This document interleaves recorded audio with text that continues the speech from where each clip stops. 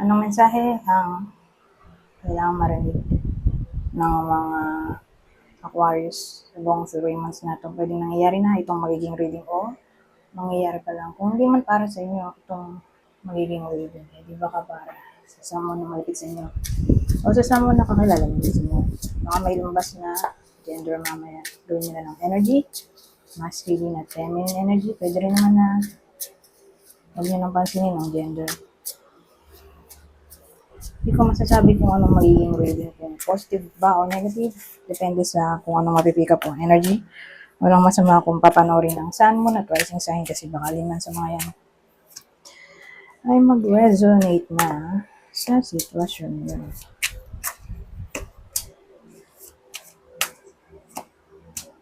Ang ganda ng mga image. Ang cute ng deck na to.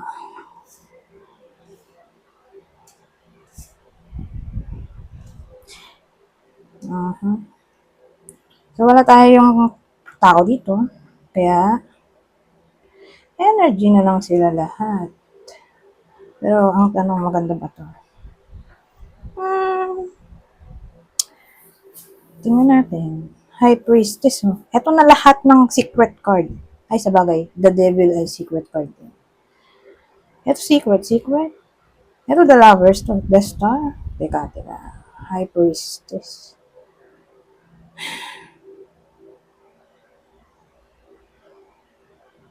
Napagigit na ang patong. The lovers. Itong dalawang card.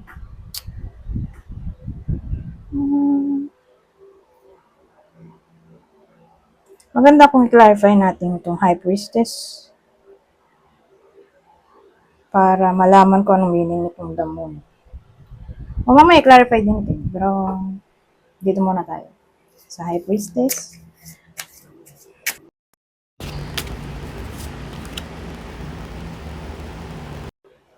High Priestess natin, Eight of Cups. Ay, 7 pala. 7 of Cups. Ito, Judgment. Oh, naging 4 pa kamo. So, ganito na. Mahirapan ako mamaya. Tatanggalin ko na lang sila mamaya. Itong mga to. Titira ko yung unang spread. Anyways, tungkol sa yung High Priestess natin.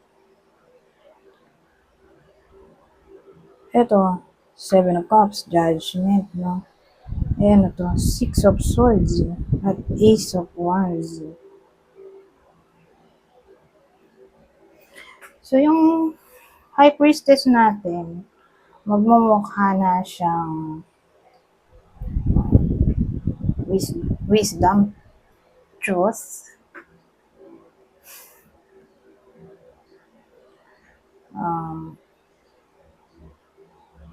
intuition, guidance.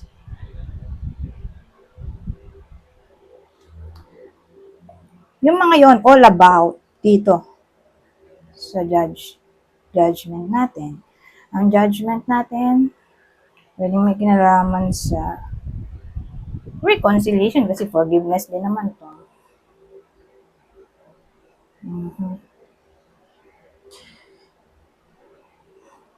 Ngayon,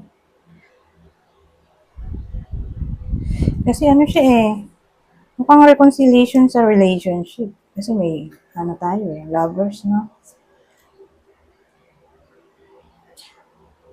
At mag-start. Kasi pag move on to start of a new journey together. Parang nagmukha na rin tong 7 of Cups natin a choice, making a choice, a wishful thinking, daydreaming. So again, all about starting a new life kapag nagpatawad. At yung reconciliation regarding relationship at the lovers nga to. Kasi itong ano natin, Ace of Wands, magmumukha na siyang pag-take ng courage o action. O sabihin natin pwede rin siyang opportunity na ng new inspiration, new energy, new desire. So overall, yung high priestess natin ay may kinalaman sa wisdom tungkol dun nga sa pagpapatawad. At mag-start all over again. In short, kung may potential ba, kung sakaling magkaroon ng second chance, yun na yung pinaka-short term.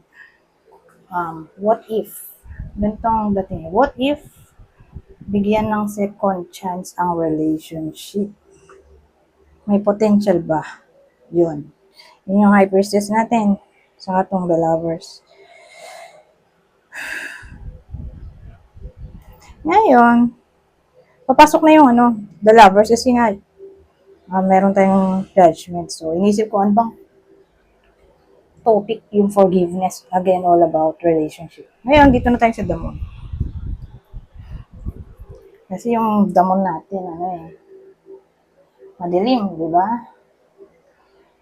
Tuwing gabi, madilim. Yung moon lang yung liwanag. Nagbibigay liwanag. So, dun papasok yung doubt, illusion, o sabihin natin, something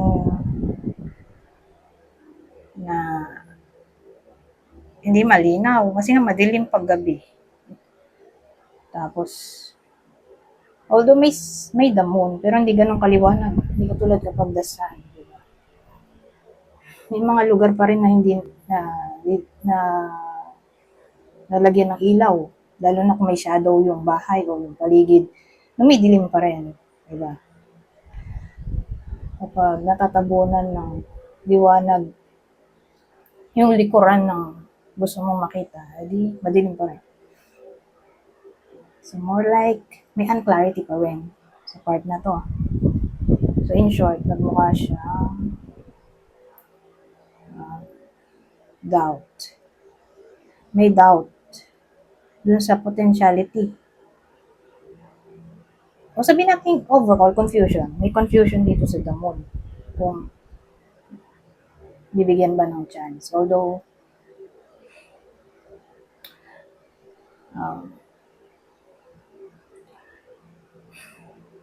napapaisip-isip yung tao dito. Kung may potential ba. Ngayon, may the star Kasi ang the star, ay pwede rin siyang peace. Pwede rin clarity. So, clarity, blessing, wish come true, healing.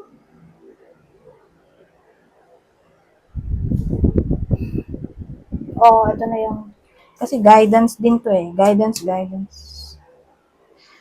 So, kung may potential nga ba, although may doubt dito,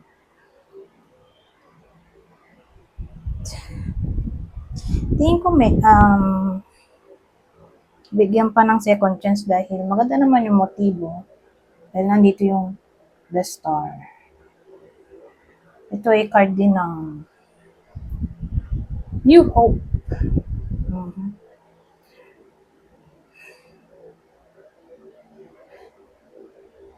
Teka, sa Lenormand, ano siya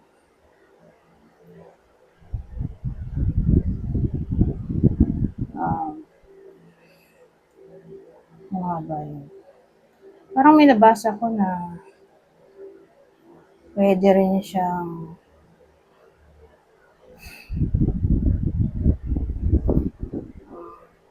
sign. Sabagay, pwede rin nga itong inspiration. Sign ng inspiration. Ng new hope. Pero alam ko maganda ng motibo pag the star.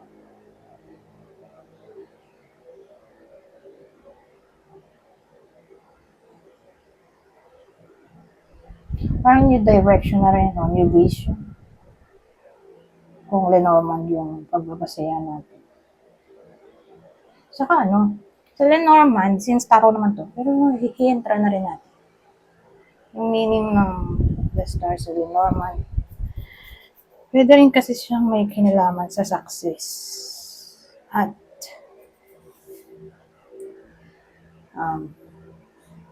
dito, favorable outcome.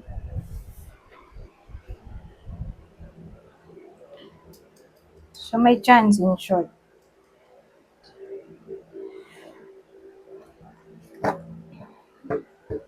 So sa madaling salita, may iba sa inyo sa period ng 3 months na to, may makikipag-reconcile. Okay? More like ex-partner, or who knows? Kasi hindi natin masabi kung kailan magkakaroon ng breakup. So kung may mag-break o sabihin natin nangyari na tong breakup, whether nangyayari na tong breakup o nangyari pa lang, may chance pa rin ng reconciliation. At ang maganda, the star nga yung last card natin. Ito na yung pinaka overall outcome. Okay? Na para bang binibigyan tayo ng clue na may chance pa talaga, at kung sakaling may ginawang kalokohan ng tao, malamang kaya nga mag-break. Kung ano man yung pag-awayan, maayos pa dito sa the star. So kung ano man yung wish nyo, makakatotoo dito sa the star. Pero again, depende. Kung ano bang wish ng iba sa inyo, kung magkabalikan pa o mag-entertain na lang ng yung love interest. Pero kung ang gusto ng iba sa inyo ay mag-apologize, yung tao, yung ex or karelasyon nyo, kasi nga, di natin masabi kung mangyayari pa lang pong breakup o nangyari na. Kung gusto nyo nga ng apology, may chance dito. So again, depende sa inyo kung anong klaseng wish ang gusto nyo, kung reconciliation as lovers again, or mag-entertain na lang ng new love interest. Depende yan sa iba sa inyo, sa wish nyo. Ngayon, para malaman natin kung para sa inyo ba itong reading o hindi, eto, yung partner, whether ex o current partner, basta ito yung partner ng bida sa kwento na to, o nang tatamaan, sabihin natin Aquarius, natatamaan ng reading na to. Ito yung possible partner nila. Doon muna tayo sa partner o current, ex o current partner. Aquarius, kapwa Aquarius, Sagittarius, Scorpio. Doon naman tayo sa pangalawang version. Sabihin natin dito tumama sa inyo itong reading. Di baka tumama sa mo na malapit sa inyo, kakilala o idol. So, ito yung possible zodiac sa inyo. Leo, isa sa air sign, Gemini, Libra, Aquarius. Leo ulit. Ito, isa pang clue natin. So, yung instruction dito, pwedeng tumama sa inyo, sa person nyo, kakilala o idol. So, kunin nyo lang yung clue na sa tingin nyo ay fit sa sitwasyon nyo o sa kakilala nyo. So, dito mayroon tayong clue na animated eyes. Maganda yung mata, oh. Siguro malaki yung mata or maganda mag-makeup ng mata. Ito, oval shape ng face. black clothing. So, mahilig sa black. May someone na mahilig sa black. O, ito yung uniform. Black. So, may someone na nagsasalamin. Eyeglasses. O eyeglasses. Anyways. Tagabal yung ano, ilaw. Madilim naman. Pag wala yung ilaw. Ganyan na lang. Ngayon, dito naman tayo sa susunod.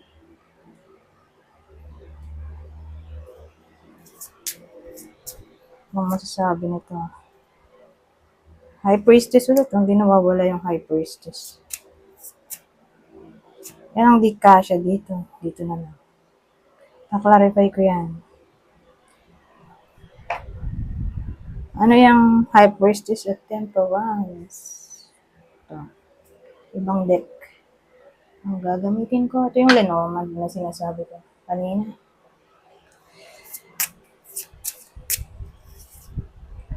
Oh. Reconciliation ulit, oh. Kasi yung judgment natin, saka temperance, para silang ano, reconciliation cards.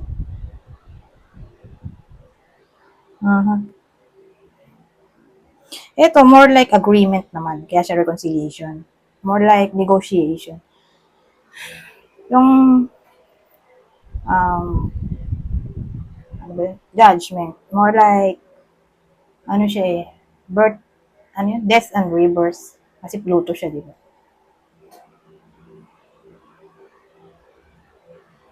So, again, reconciliation. Pero kasi pag lumalabas yung judgment, usually, para siyang ano, past na nabuhay. Ang zombie, di ba? Yung judgment. May, dun sa Rider-Waite Smith, may mga kabaong dun na nabuhay, di ba yung mga patay. So, more like, reconciliation from the past. Some reconciliation from someone. Okay. Na wala na sa buhay ng iba sa inyo. So, doon na nga papasok yung ex-partners. Pero ito, temperance ay all about negotiation, balance. Tingnan natin, anong masasabi ko dito. Ang klaseng reconciliation ba to? So, bida natin ay lalaki. May bear. May bear dito. Oh. Tapos may lily. Ayan, ayan. Teka, ayusin ko lang itong mga ginamit kong deck. Masikip kasi. Malit lang yung table ko. Kapag masikip, magulo, hindi ako makapag-isip. Okay.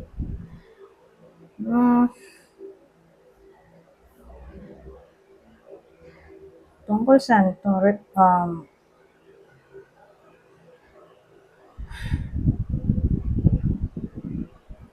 So again, dahil nandito yung High Priestess, parang may wisdom ulit, di ba? Wisdom, guidance, all about reconciliation. Whether kayo yung lalaki dito, depende kasi sa kung sino nanonood. So kung nanonood ay lalaki, di siya to.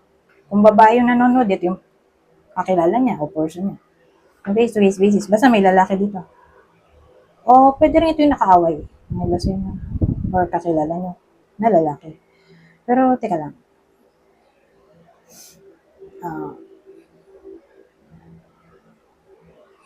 Paliwanag ko muna para clear. Para magets nyo. So, para saan to? Kasi meron tayong ano, lily. Kasi wisdom din to, wisdom din. Matang lang.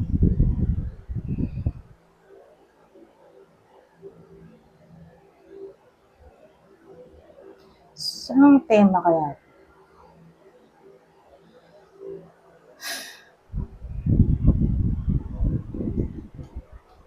O pwede rin patience. So, case-to-case basis, sabihin natin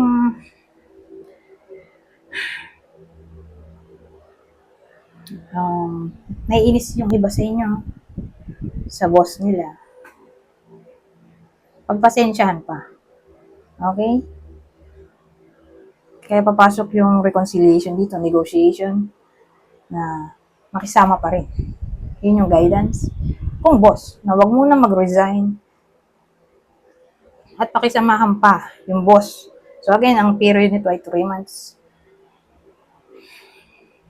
Whether nangyayari na to o mangyayari pa lang. Pero kung yun nga, magka-problema sa boss. Specifically, manager, assistant manager, or literal manager, or boss na nga lang in general. Lalo na kung babae. Or regardless na lang kung anong gender. Basta boss, pagpasensyahan pa.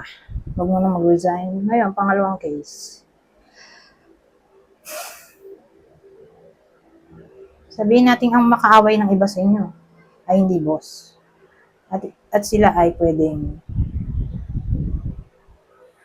grandparents, tito, tita,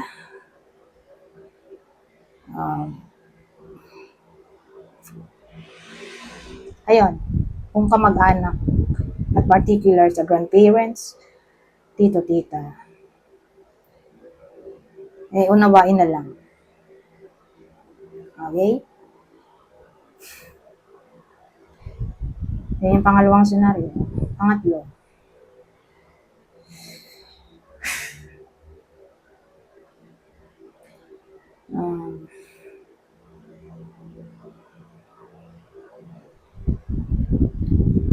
ano ba?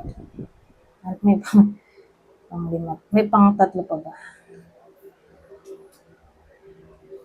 Kasi for some reason, may someone na magiging abusive, domineering, intimidating sa iba sa inyo. Kasi papasok na rin dito yung jealousy, o mapanglait. In a way na halimbawa lang, kasama dito yung mataba. May iba sa inyo mataba, or lalaitin yung figure, body figure ng iba sa inyo.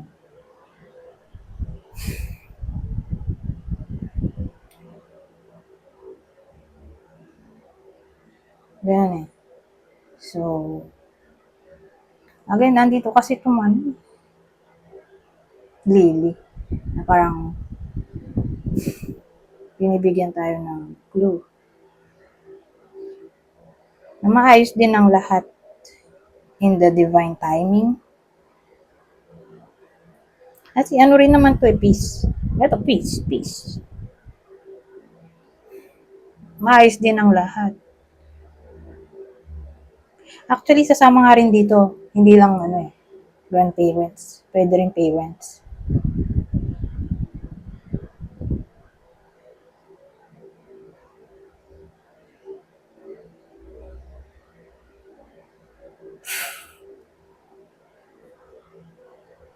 Hindi nga maayos pa. May chance pang maayos.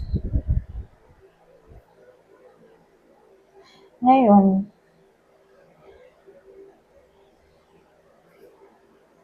ano nga ba ito, temperance?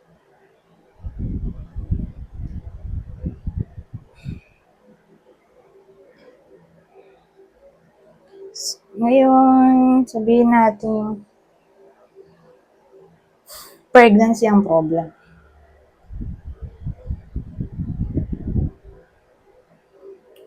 Mukhang impotence may impotence. Ganun eh. May someone na hirap mag-conceive. Whether yung lalaki yung may problema o yung person niya. Basta sabihin natin pregnancy yung problem at gusto ng iba sa inyo mabuntis. Who knows?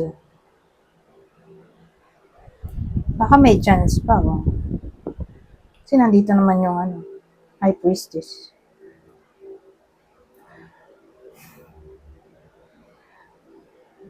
na pwedeng magbigay ng sign about guidance. Kaya lang kasi pwede rin divine timing yung guidance. Divine timing yung high priestess. Tapos may patience pa tayo dito.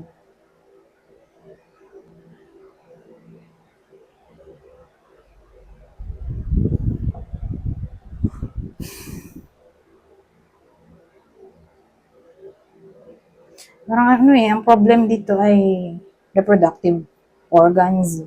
Itong dalawa. Na kung sakali nga na may problema.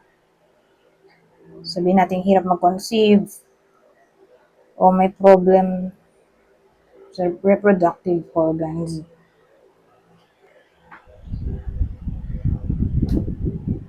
Ang dating